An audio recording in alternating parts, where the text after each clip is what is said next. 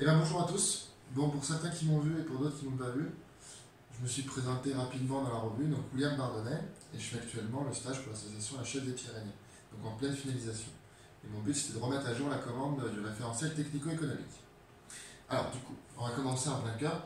Je suis allé du coup de l'Atlantique à la Méditerranée en visitant 45 élevages pour essayer de voir un maximum de diversité des élevages.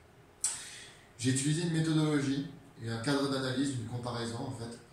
Et on est formé spécialement à faire des analyses et des études systémiques. Donc le but, c'est de considérer un maximum de paramètres. Pour ceux que j'ai vus, vous avez pu voir, c'était des longs entretiens de 3 heures.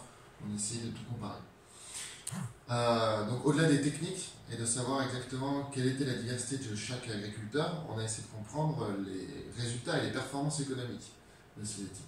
Et donc on a utilisé un cadre d'analyse qui est issu de l'agriculture comparée. Ce cadre d'analyse, en fait, il parle en termes de V1, de valeur ajoutée, et de revenu agricole, de R1. En fait, la valeur ajoutée, c'est la création de richesse. C'est vraiment ce qui est produit, ce qui est vendu, déduit, soustrait de ce qui a des consommations intermédiaires, de ce qui a été utilisé pour produire cette richesse. Donc, par exemple, on aura dedans la vente des chevreaux, et on va en déduire le coût des aliments si on en a utilisé pour faire, par exemple, une finition.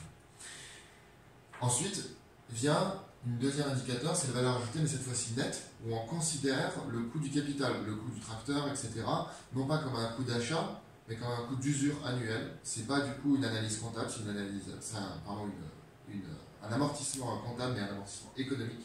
C'est ce qu'on appelle la dépréciation du capital.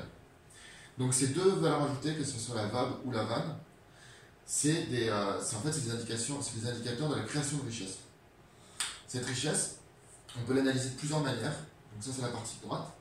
On peut l'analyser en fonction du nombre de mères, du nombre de chèvres. On peut l'analyser en fonction du nombre d'hectares ou carrément en fonction du temps de travail. On va l'appeler le temps de travail en journée de travail de 8 heures. On y reviendra.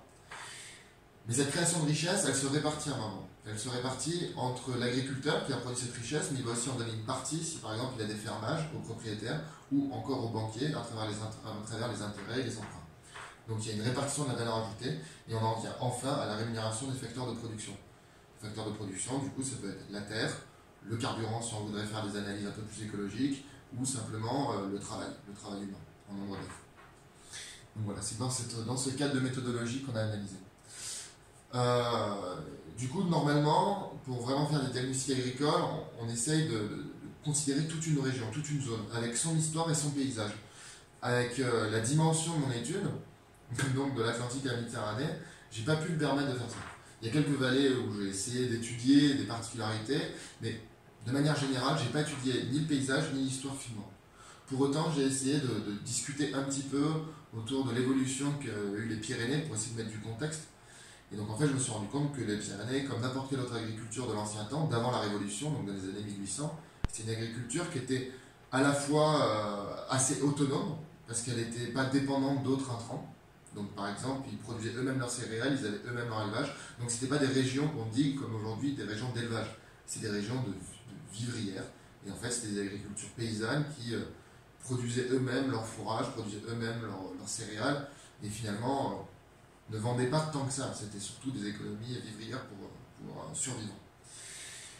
Donc ça, c'est pour l'agriculture pyrénéenne. Ensuite, on sait ce qui s'est passé. Il y a eu une modernisation de l'agriculture, avec notamment l'arrivée des intrants. Il y a eu une spécialisation. Donc certains, dans la plaine, étaient plus productifs à faire seulement des céréales. Puis le carburant est venu se mettre dans l'affaire. Et en fait, on a eu une possibilité d'exporter des céréales à bas prix sur assez longues distances. Donc en fait, les plaines ont commencé à se spécialiser dans la céréaliculture. Les endroits plus difficiles à travailler, où on devait terrasser pour faire des céréales, sont devenus des zones d'élevage. Ce qui s'est passé en même temps, c'est qu'il y a eu une exode rurale, avec de plus en plus de grosses cités qui se formaient, ce qui fait que la majorité du temps, les espaces se sont réenfrichés. La forêt a repris ses droits. Et donc on a beaucoup plus de systèmes domaniaux qui se sont formés. Et ce qui est intéressant d'étudier, c'est que dans le même temps, il y a une espèce d'institution qui s'est mise en place, c'est entre autres dirigée par l'ONF, mais c'est tous les forêts, tout ce qui est du type de forêt domaniale, ou avec en fait un conflit qu'il y a eu entre du coup les forestiers et les éleveurs. Il est sorti une interdiction de certains endroits de pâture, et notamment pour les chèvres, parce que les chèvres spécialement raffolent des ligneux, et donc le code forestier a interdit l'accès aux chèvres dans certains endroits. Enfin, la dernière impact qui a eu vraiment fort dans l'histoire de l'évolution agricole, c'est l'arrivée de la PAC. C'est-à-dire qu'avec cette telle spécialisation et cette ouverture des marchés, de manière générale, les prix se sont effondrés, mais le niveau de vie, lui, augmentant, les agriculteurs ont été les premiers à subir les conséquences. Donc il fallait aider les agriculteurs d'une manière ou d'une autre pour conserver l'agriculture, sinon l'agriculture aurait dépéri et on ne mangerait plus que de la viande argentine. On a décidé de mettre en place la politique agricole commune, la PAC, pour pouvoir compenser économiquement cette différence sur les marchés. Ensuite, pour ce qui est de l'histoire de la race, en fait, la chèvre des Pyrénées, c'était sûrement une des seules races de chèvres qui avait de présent dans les Pyrénées. C'était une race qui était très présente jusque dans les années 1800, donc à peu près en même temps que cette spécialisation et cette modernisation de l'agriculture. Et c'est pas une race qui a été choisie pour faire des élevages dits productivistes, c'est d'autres races, comme la Sanelle et la Gris. Ce qui s'est produit, c'est que en fait, la démographie s'est complètement écroulée. On a presque plus de chèvres des Pyrénées, mais bon, ça j'imagine que les éleveurs sont plutôt au courant. Et par conséquence, c'est seulement en 2004 et dans les années au plus vieux de 80-90 que les élevages pyrénéens ont repris un peu d'ampleur en termes de démographie. Et aujourd'hui, il y a à peu près bientôt 5000 chèvres pour à peu près 220-230 élevages. Donc, on va passer à la suite. Moi, je suis allé du coup, comme je vous l'ai dit, de l'Atlantique à la Méditerranée. Il y a eu les zones en bleu, c'est des vallées que j'ai pu parcourir et un peu étudier.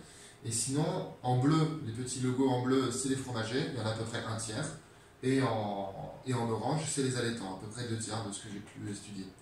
Mais par contre, on va voir qu'il y a une grande diversité dans ces types. C'est pour ça qu'il y a 4 codes. En fait, je vais vous présenter par la suite. J'ai identifié 8 types. Donc 4 fromagers et 4 allaitants, en fonction des pratiques, en fonction de l'acquisition du foncier, et certaines fois, en fonction de 2 techniques. On va y venir. Donc, d'abord, on va présenter les 4 types allaitants. Dans un premier temps, on a un système numéro 1, SEA1, qui en fait est spécialement un producteur de chevaux. Et c'est un site qui a son titre principal. Alors, on verra qu'en fait, il a un autre atelier avec en général des brebis, mais c'est un système pâturant où le revenu il est essentiellement produit par la vente de viande de chevaux. Tandis que l'atelier numéro 2, enfin le système numéro 2, 3 et 4, ne dépendent pas directement de l'atelier 4.1 comme rémunération principale. Donc le système numéro 2, en fait, c'est un système qu'on retrouve avec plutôt des exploitations assez conséquentes, à 2 actifs, alors que les SEA 1, 3 et 4 n'ont qu'un seul actif. C'est en fait des fermes qui ont en général d'autres ateliers beaucoup plus prépondérants, donc par exemple 300 brebis ou une 50aine de vaches.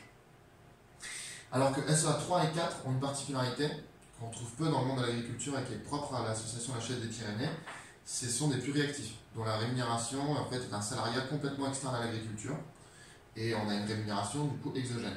Pour autant, on a 2 systèmes bien différents, avec un premier ne faisant sur des surfaces très restreintes, ne pouvant pas faire de fenaison, et ne touchant pas non plus de subvention PAC, pour plusieurs raisons, on va y venir. Tandis que le système numéro 4, on est quand même sur des surfaces un peu plus conséquentes, et avec utilisation avec subvention PAC. Donc sur les rémunérations, on n'est pas exactement sur la même logique.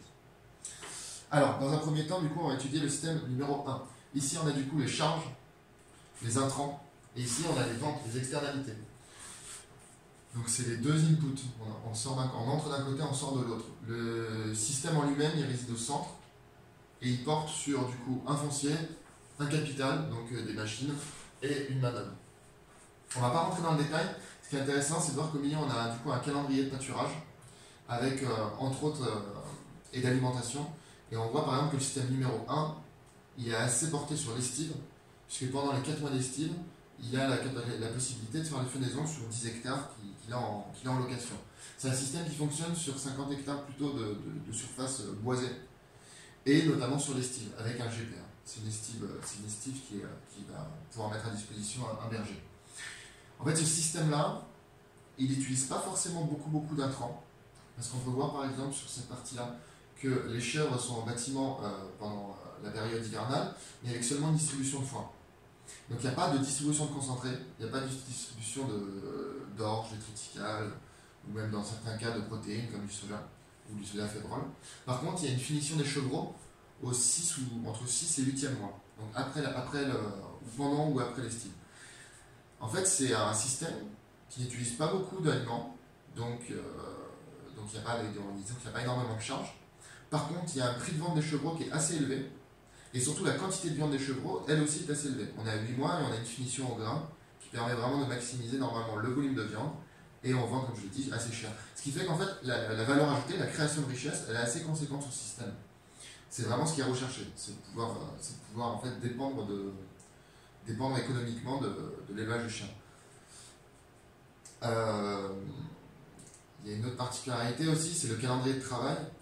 Étant donné qu'il y a cette période d'estime, en fait, les flottaisons sont vraiment calées au même moment, ce qui fait qu'en final, le calendrier de travail est relativement lissé, même s'il y a quelques pics qui apparaissent, comme évidemment les mises bas. Et le moment des mises bas, étant donné que c'est la production principale des chevaux, production principale du système, c'est un moment où il y a beaucoup de soins qui sont apportés, et notamment beaucoup de temps de travail. En fait, si on observe le temps de travail, on voit que c'est plus rémunérateur que le temps de travail du SMIC. Donc en fait, c'est un système qui ne réclame pas non plus énormément de nombre d'heures. Et on voit qu'on est à peu près à 85 € par journée de 8 heures de travail, tandis que le SMIC rémunère à 56 € les journées de travail. Il n'y a pas non plus énormément de capital immobilisé. Il y a un tracteur, une partie du matériel de fenaison, parce qu'il y a aussi le pressage est en prestation. Donc voilà, ça c'est pour la partie numéro 1. On va voir du coup le système numéro 2. Donc le système numéro 2, il s'en écarte relativement. Les chèvres, dans ce système-là, la raison principale qu'on a pu mettre en évidence, mais que les éleveurs nous signalent aussi, c'est la vocation à débroussailler en fait. Donc les chèvres, étant donné qu'elles aiment préférentiellement les ligneux, sont plutôt placées sur les packages et les prairies qui sont les prairies permanentes non mécanisables, celles qui ne sont pas fauchées, donc plutôt en coteaux, pour pouvoir défricher et éviter qu'il y ait trop de repousse naturelle. Alors pourquoi il y a de la repousse naturelle? Parce que cueillir des bovins ou des ovins, étant donné qu'ils sont envoyés à l'estive pendant certaines fois 6 à 7 mois, donc là dans notre cas c'est 6 mois, la pression en fait de pâturage sur les terres pendant 6 mois elle est assez moindre, et en fait il y a naturellement un enfrichage. Pour autant, c'est intéressant pour ces éleveurs d'utiliser l'estive, puisqu'il y a une captation et une appropriation des DPB estives qui sont rapatriés sur le site d'exploitation, ce qui permet d'avoir effectivement beaucoup plus d'aide. Et en plus de ça, ça permet de rendre un service écosystémique. Mais ça rend un service écosystémique sur l'estive aux dépens de la ferme. Donc certaines fois, il y a besoin d'avoir des débroussaillasses mécaniques qui sont effectués. Avec le système étudiant à la chèvre des Pyrénées, il y en a moins. Le cheptel n'est pas très important comparé au système numéro 1, c'est 35 contre 50. Et les chevreaux, ils sont vendus avec difficulté. Donc le prix de vente est beaucoup moindre. Ce n'est pas des systèmes qui sont spécialisés, donc il n'y a pas eu un vrai travail de débouché. Donc sur la partie commercialisation, c'est difficile de vendre. Donc parfois les chevaux sont vendus à 2 mois, parfois ils sont vendus carrément à 6 mois. C'est pas du tout la même logique. En revanche, sur les coûts alimentaires, on remarque que ce sont des systèmes qui ne cherchent pas forcément à produire de la viande et à engraisser. Et donc du coup, c'est des systèmes qui n'ont pas donc très peu de coûts alimentaires. Et le but même étant que les chèvres soient le plus aptes à manger les ligneux sur les prairies, et donc ne sont pas spécialement alimentées de foin durant l'année, en fait, à part pendant la période hivernale. Du coup, je pense qu'on va passer au système numéro 3. On va y revenir après.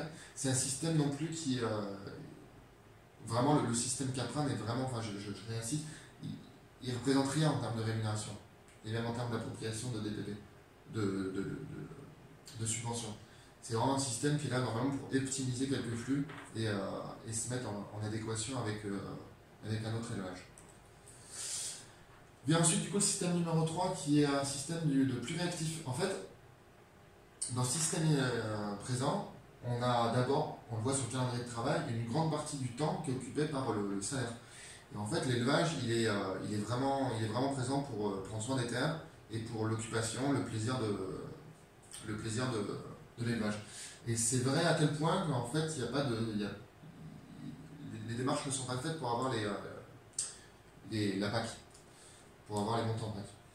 C'est intéressant de voir ça parce qu'en fait, le système, étant donné qu'il ne dépend pas de l'agriculture pour pouvoir subsister, il y a beaucoup plus de choix politiques et de choix de logique paysanne qui peuvent être mis en place plutôt que de choix d'optimisation économique.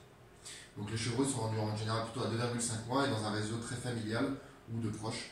On est sur une modalité qui est beaucoup plus En tout cas, on est plus proche du plaisir de produire que du plaisir que de la nécessité de produire. Il n'y a pas de fenaison et il n'y a pas de dépendance à l'estive. En fait, c'est un système qui utilise beaucoup de consommation intermédiaire. Il y a beaucoup de frais d'alimentation, aussi pour avoir des chèvres en très bonne santé. C'est aussi un système qui produit pas mal de reproducteurs et de reproductrices. Le système numéro 4, c'est exactement le même principe, sauf que cette fois-ci, on a une logique économique qui est un peu plus présente, avec les montants de la PAC et le recours à une estime. En fait, c'est une estime même assez longue. Donc là, cette fois-ci, les coûts alimentaires diminuent par rapport au système précédent, au système numéro 3, alors que c'est la même logique de puits réactif. Et ce qui est intéressant d'un autre côté, c'est qu'il y a des montants PAC. Donc là, économiquement, quand on l'analyse, c'est pas du tout la même dynamique. On observe qu'il y a une vraie rémunération. Pour autant, les logiques qui sont propres à l'élevage, elles aussi, sont plutôt de soins apportés aux animaux avec beaucoup d'aliments qui sont distribués, et pas spécialement d'optimisation de la quantité de produite. Donc pareil, les chevaux sont vendus assez jeunes, pas forcément engraissés, et dans un réseau de proches. Mais les prix de vente sont quand même un peu plus élevés que l'ancien système. Et il y a aussi par contre la grande différence, des prairies sont fauchées. En général, là, les congés sont obligés d'être posés pour pouvoir réaliser ces travaux. Ensuite, maintenant, on va passer au système fromager. Les systèmes fromagers sont bien différents. En général, on verra que le nombre de chèvres par rapport au système qui était présenté précédemment. Donc avant, on avait 50 chèvres pour le 1, 35, 20 et 30. À présent, on va avoir beaucoup plus de chèvres. Donc, sauf dans le cas du système fromager numéro 1 qui présente 40 chèvres, le reste, on est tous à peu près au-dessus de 60 chèvres jusqu'à 90 chèvres. C'est des systèmes qui reposent entièrement cette fois-ci avec la quantité de travail donc pour la transformation et la commercialisation, qui reposent uniquement sur le système 4A. Donc c'est vraiment les systèmes qui font vivre, qui vivent de la chèvre des Pyrénées. Donc on verra dans un premier temps un système qui n'a pas de fenaison et n'a pas d'estive, mais qui a beaucoup de surface en bois. Dans un deuxième temps, un système qui est plutôt sur des surfaces en prairie, mais qui n'a non plus pas d'estime. Par contre, là, il y a beaucoup plus de logique d'autoproduction pour les fourrages et pour certains céréales. Alors que le système fromager numéro 3 et 4, eux, ils dépendent directement d'une estime. On a beaucoup plus, la place est bien plus laissée à... Enfin, il y a plus de disponibilité en hectare. Et donc, du coup, il y a une transhumance, une transformation fromagère qui est réalisée à l'extérieur. Donc, le système fromager numéro 1, pour faire assez rapidement, les chèvres sont majoritaires. Et ce qui caractérise ce système numéro 1, c'est plutôt les agriculteurs eux-mêmes. C'est-à-dire que sociologiquement, en fait, c'est des personnes qui sont en général considérées comme néo-ruraux, qui viennent de s'installer sur des surfaces du coup peu chères, puisqu'il n'y a pas beaucoup de capitaux qui sont engagés, dont la raison aussi pour laquelle les fenaisons ne sont pas réalisées. C'est pas que parce qu'il n'y a pas de prairies, c'est aussi parce qu'il n'y a pas de moyen d'avoir le capital, le tracteur et les matériels de fenaison. Et c'est en général aussi des éleveurs en couple ou en couple qui sont installés sur des terres communales en fait. Donc c'est aussi des formes de contrats finalement qui sont passées. Ils sont rarement propriétaires directement des terres. Il y a beaucoup de travail qui est réalisé à la transformation. Il y a peu de volume produit et peu de chèvres utilisées. Par contre, le prix de vente est vraiment élevé. Donc en fait, sur ce système-là, on a peu de coûts alimentaires, des flores qui sont apparemment assez optimisées, c'est-à-dire qu'on a 40 chèvres pour à peu près 60 hectares de bois, ce qui fait que l'alimentation paraît complètement satisfaisante et la production, le rendement fromager lui aussi est important, malgré le fait qu'il y ait très peu de concentré à amener. Donc on a peu de consommation intermédiaire, beaucoup de produits bruts, beaucoup de ventes, avec des prix de vente chers. Donc en fait, le système est assez performant économiquement. Par contre, la quantité de travail est assez importante. Donc quand on regarde la rémunération du travail, on le verra plus tard quand on fera les comparaisons, en fait on remarque que ce système est moins performant. Le système numéro 2, on est sur que des prairies. En général, c'est des reprises d'exploitation. Donc c'est pas du tout le même type d'éleveurs qui ont repris ces fermes. On a tout le matériel de fenaison et certaines fois de culture. Il y a une logique qui est beaucoup plus propre à l'autoproduction. Donc c'est des systèmes qui sont plus, finalement, par rapport au système numéro 1, qui sont plus autonomes, alors que la pression foncière est bien plus importante. Donc pour lutter contre le parasitisme qui est souvent présent dans le système Capra, là on a des pâturages tournants qui sont réalisés, il n'y a pas d'estive, et il y a beaucoup plus d'aliments apportés régulièrement, que ce soit en foin et en concentré. Donc il y a une ration pendant la lactation pour valoriser le volume de lait, il y a aussi une ration pendant la période hivernale pour conserver les chèvres dans une bonne forme. Le calendrier de travail, il est extrêmement saisonné, avec un grand pic pendant la lactation, et pendant la période hivernale, beaucoup moins de travaux qui sont apportés, sauf lors des mises bains. C'est un système qui ne vend pas forcément très cher, et les rendements laitiers sont assez conséquents, mais ne sont pas les plus compétitifs. Ce qui fait que par chèvre, en fait, on a moins de production et de création de richesse. En revanche, comme il y a beaucoup plus de chèvres, donc 90 par rapport à 40 avec le premier système, on a beaucoup plus en fait, de chiffre d'affaires, de production, de bénéfices. Enfin, pas de bénéfices, pardon, de chiffre d'affaires produit. Donc c'est des fermes qui peuvent brasser beaucoup plus d'argent, en revanche, il y a beaucoup plus de coûts. Et donc on le voit dans l'analyse de la valeur ajoutée, finalement, la rémunération par actif est à peu près équivalente au premier système. Par contre, c'est des systèmes qui sont plus résilients. Si le lendemain, les coûts alimentaires augmentent, normalement, ces systèmes-là peuvent plus facilement y faire face. C'est vraiment un système qui est caractérisé par sa pression foncière. Le système numéro 3, c'est un peu un intermédiaire entre les deux premiers. C'est-à-dire qu'à la ferme, c'est un système qui marche sur des prairies avec peu d'hectares, donc on a une vingtaine d'hectares pour 65 chèvres. Par contre, il y a un recours à l'estive. Donc pendant une période de l'année, il n'y a plus aucun aliment qui est distribué, plus de foin, c'est seulement un pâturage de l'estive quotidien, avec une traite qui se fait sur l'estive et une production, une transformation fromagère à l'estive. Donc ce qui se caractérise par une diversification de la clientèle. Il y a la clientèle commune au siège de l'exploitation, et il y a les clientèles en général touristiques en montagne. Donc pareil, c'est un système qui est au niveau du temps de travail qui est assez saisonné, entre le temps de berger durant l'estive et la période dite de basse saison hivernale. Si on analyse encore une fois sa création de richesse, on remarque que c'est un système qui est assez compétitif. On va le voir, ça dépend des indicateurs utilisés. On verra que par nombre d'hectares, étant donné qu'on ne considère que les hectares du siège social, en fait, sans considérer les nombres d'hectares d'estive, c'est un système qui est performant, mais il faudra le relativiser. Ce système-là, en fait, il produit de la viande de chevreau et du lait, comme les autres systèmes, à la différence que celui-ci est un peu plus spécialisé, avec des chevreaux qui sont à 2,5 mois et vendus assez cher. Tandis que dans le système numéro 1, c'est une vente de chevreau à 1 mois, et dans le système numéro 2, c'est soit ce système-là, vente à 2,5 mois, soit carrément, là, il y a une recherche d'optimisation du volume laitier avec une vente de chevreau à 8 jours.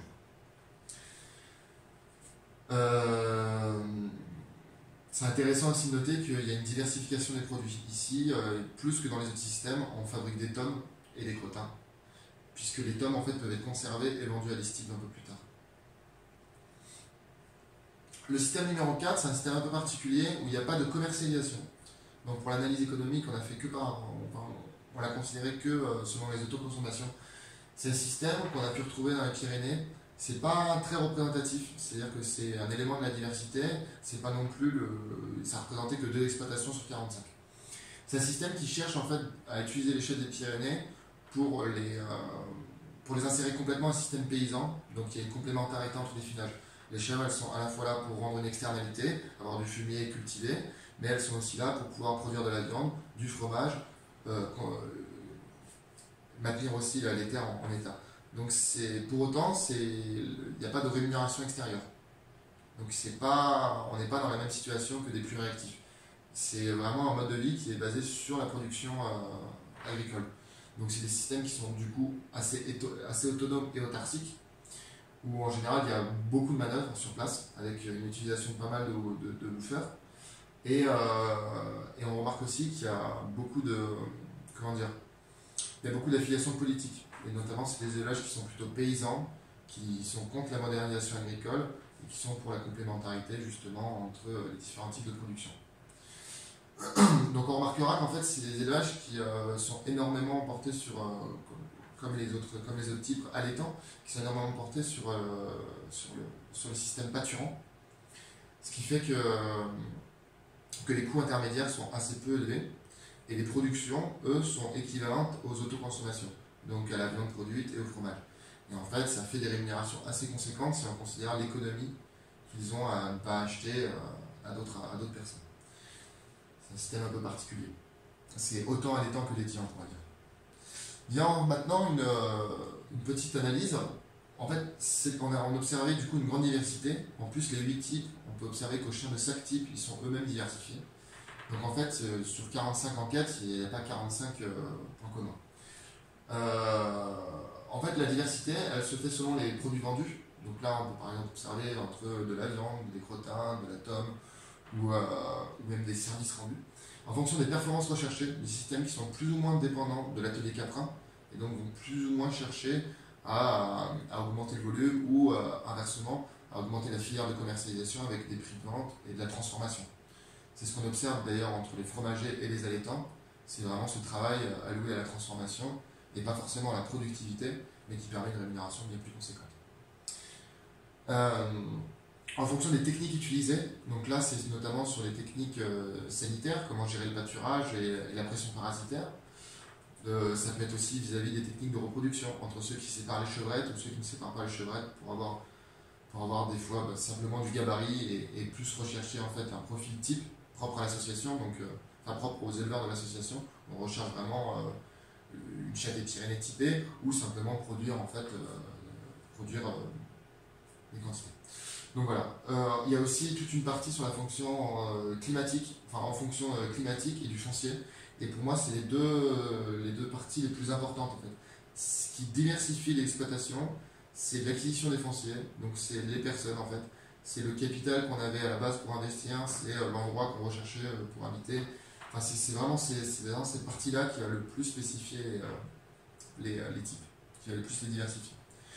Donc par exemple, on remarque avec assez peu de capitaux sur des surfaces plutôt en forêt, ce qui est assez adapté aux chèvres, ou sur des prairies avec reprise d'exploitation familiale, même si l'agriculture n'est plus considérée comme étant une activité principale. Donc là, par exemple, les plus réactifs, certains plus réactifs, qui ont repris des fermes familiaux, pour autant qu'ils font un travail à côté et qui continuent d'utiliser des prairies. Donc on peut voir par exemple, ces deux photos-là, c'est pour comparer. Alors on voit une prairie, mais ce qui est important, c'est de regarder plutôt l'arrière-plan de la photo d'en haut.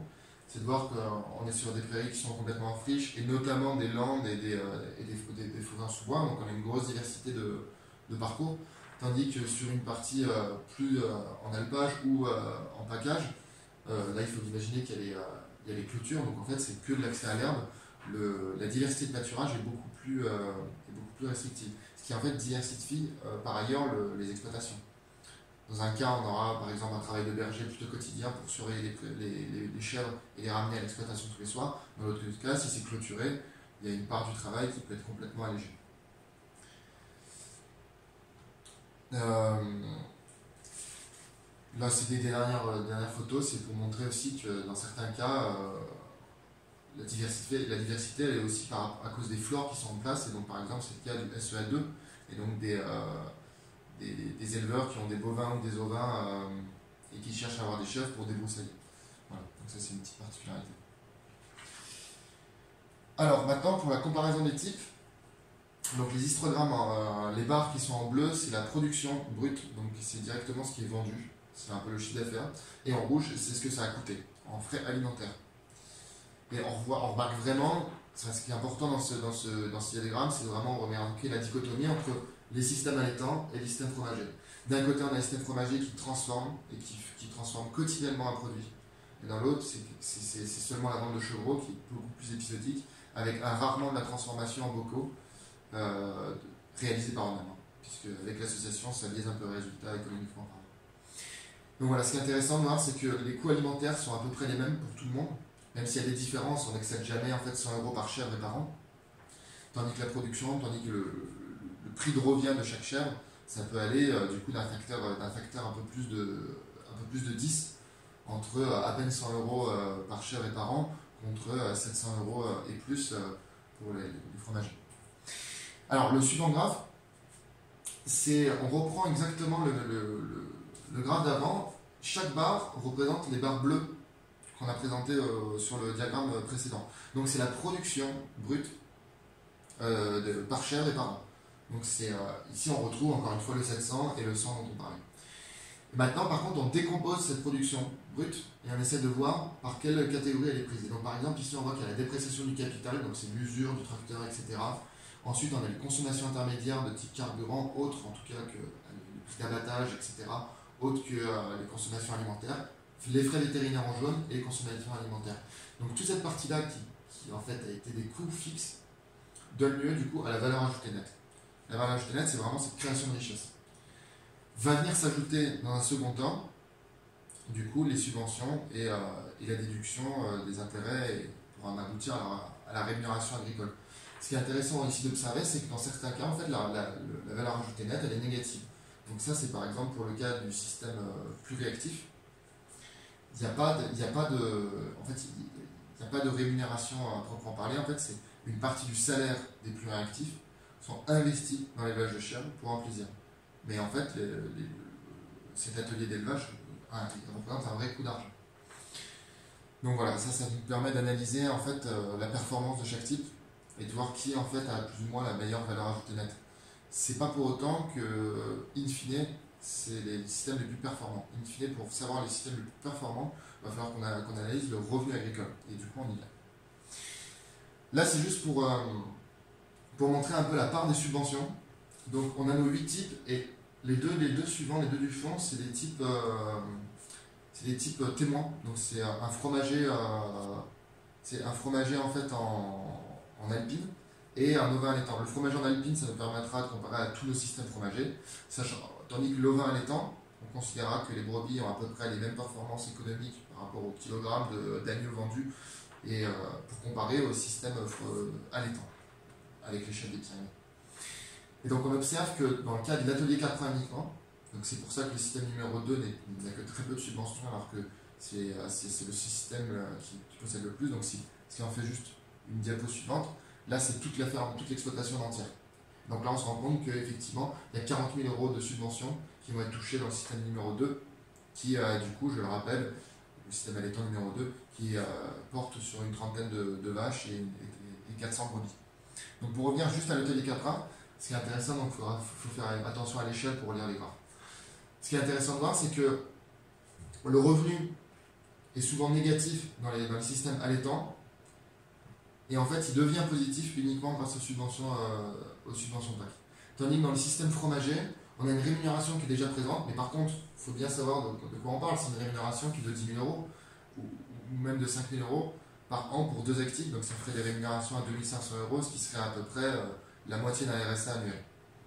Donc c'est seulement dans le cas de la PAC, enfin dans le cas après adjonction des subventions, que ce sont des systèmes qui sont viables, qui sont au-dessus du seuil de pauvreté, en fait, on pourrait considérer ça comme ça. Maintenant, si on doit analyser un peu plus finement pour vraiment comprendre les dynamiques, comme je l'ai montré juste avant, c'est avec l'atelier en entier. Et donc avec l'atelier en entier, donc là on a l'effet des chèvres. Pour les systèmes fromagers qui dépendent que des chèvres, ou presque, qui ont très peu de systèmes à côté, en fait, la proportion des subventions sont à peu près les mêmes. Alors maintenant, selon le nombre de chèvres, donc là, ça on peut passer assez rapidement. Ce qui est intéressant, c'est de voir, du coup, en bleu foncé, en vert et en bleu clair, c'est la valeur ajoutée brute, puis la valeur ajoutée nette, et enfin le revenu agricole. Donc en fait, les deux premières barres sont assez comparables. La dernière, en bleu clair, c'est après adjonction de la PAC. Donc ce qui est intéressant, c'est de voir que le système fromager numéro 1, qui a l'air le plus performant, en fait, en termes de valeur ajoutée, hein, donc sur les barres bleu foncé, ça s'explique facilement parce que en fait, la création de richesse par mère, elle est directement proportionnelle au nombre d'hectares et elle se fait évidemment par rapport au nombre de chèvres. Donc il y a peu de chèvres pour beaucoup d'hectares et donc du coup avec peu de consommation alimentaire, donc du coup c'est un système qui est assez compétitif.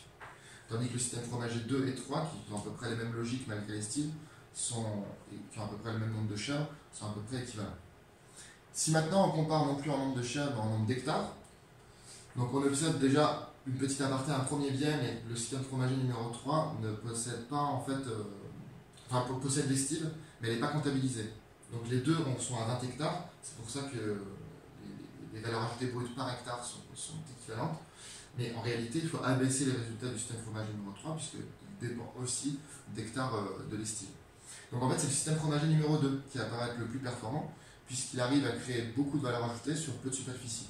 Donc c'est un système qui en fait, on pourrait dire, est intensif. Mais intensif en quoi? Intensif en travail et non en intrant, par unité de superficie. C'est dans ce sens-là qu'il faut l'analyser.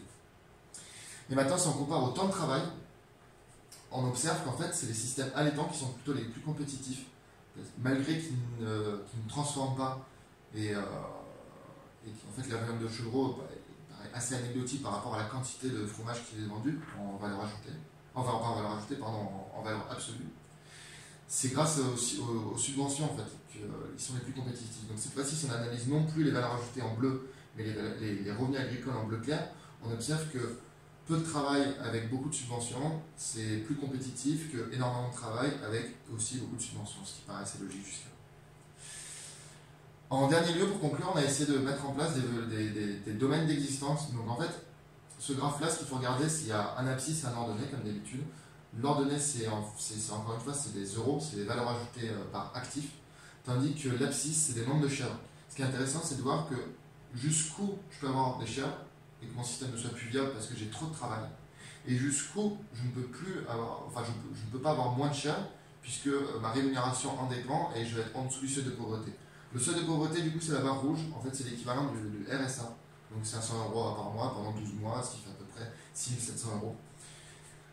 On fixe cette barre et on observe par rapport au calendrier de travail le maximum. Et bon, en fait, on remarque que les systèmes fromagers qui dépendent directement des rémunérations, dont les chefs font directement la rémunération, sont au-dessus du seuil de pauvreté et sont réellement mondiales. Tandis que les systèmes allaitants, qui ne dépendent pas directement des chefs, sont eux évidemment ne répondent pas à cette logique. Sachant que là, on est en valeur ajoutée nette. Donc il n'y a pas encore l'adjonction des subventions. Maintenant, si on compare avec les subventions, donc on compare cette fois-ci non plus les valeurs ajoutées, mais les revenus agricoles, on observe qu'en fait, le système, il y a uniquement le système allaitant numéro 1, qui dépend uniquement des chèvres, qui passe lui aussi au-dessus du seuil de pauvreté. Les trois autres systèmes, on remarque qu'en fait, c'est des systèmes qui sont ici pour rendre service et qui ne sont pas directement pour rémunérer. Donc les deux systèmes plus réactifs, on s'entend, c'est normal qu'ils soient en dessous. Le système numéro 2, on peut vraiment conclure sur le fait que les chefs soient là pour débourser. Voilà, donc ça c'était un peu un panel pour expliquer la diversité d'exploitation. Du coup, je vais pouvoir me mettre devant à la lumière pour conclure. Et donc, merci beaucoup à tous de m'avoir écouté. Merci William.